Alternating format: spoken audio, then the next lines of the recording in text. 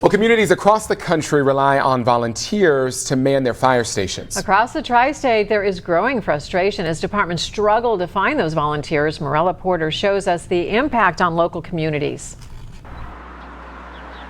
In the small town of Petersburg, Kentucky, the volunteer fire department is struggling to serve its people. It's not fair to the community to know the fire department's there and think somebody's going to be able to respond and not. Chief Bill Burkle says they don't have enough people to man the station. Burkle joined the department 58 years ago. At 73 years old, he's ready to leave. I've wanted to, but I can't until we get a resolution to this.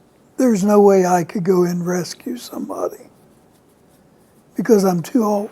Burkle remembers when they hardly ever missed a call.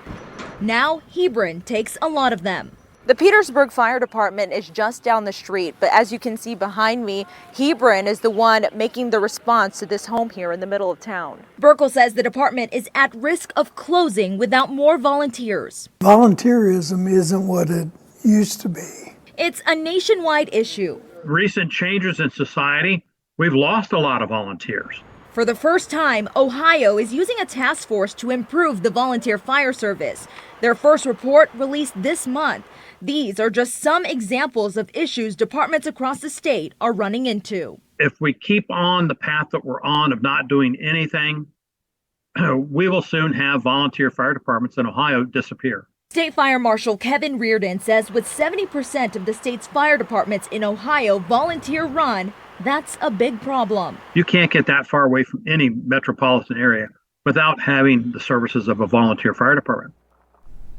And Reardon tells me Ohio farmers used to make up a lot of the volunteers in the state, largely because their jobs were flexible. He says people don't live where they work anymore, leaving stations empty during the day.